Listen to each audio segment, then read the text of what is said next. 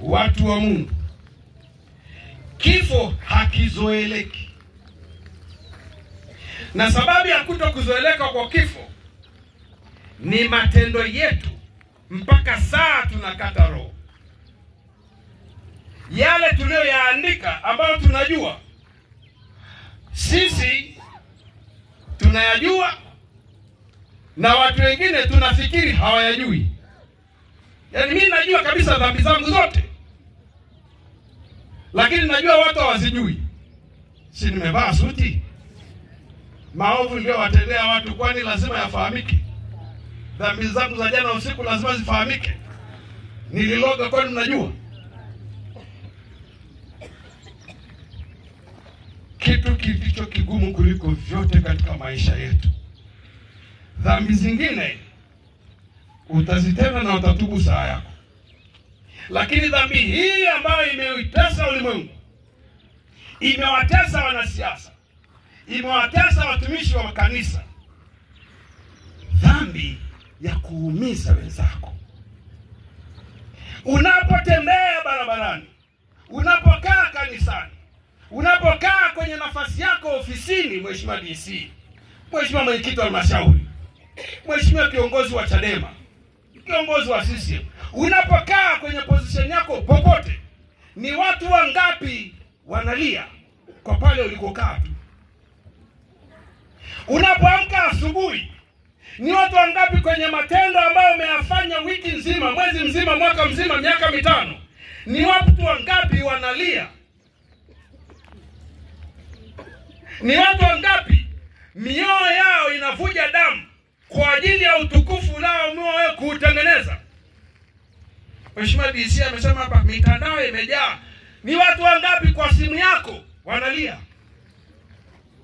Ni watu wangapi kwa utajiri wako wanalia? Nimekaa pale nimeteseka sana. Nimeangalia jinsi tunavyocheka, tunavyotabasamu. Ni vizuri tukacheka na tukatabasamu.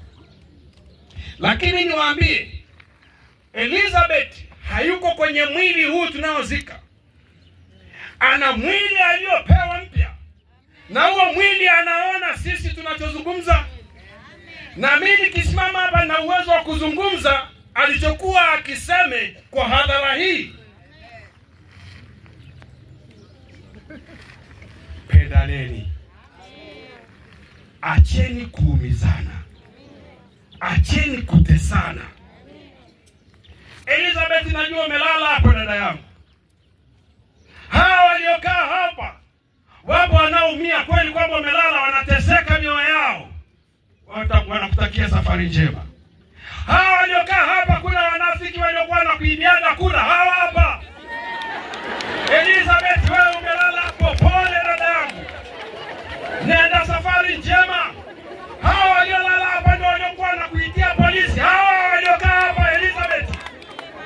Elizabeth, hawa ndio waliokuzushia mambo machafu yasiyofaa kwa Mkristo kuzushiwa. Nenda dada yangu kapumzike. Hawa walioko hapa ndio waliokuwa wanakuzika pesa zako ulipokuwa unawakopesha. Hawa ndio waliokuwa wanakufitini Elizabeth, wanakufitini na viongozi wenzako. Kapumzika dada yangu. Mungu anafahamu kwa nini alikupa njia uliyopitia. Na amekupa ili na sisi tujifunze kwako. Ndugu zangu, neno la mwisho kwenu, kwa kuwa mko hapa, niwaombe tuzikane tukiwa tunasherehekea mbele za Mungu. Tusizikane tukiwa tunaangaliana kwa uchungu na hasira. Wandugu, tunaenda kwenye uchaguzi, mnatangaza wenyewe CCM.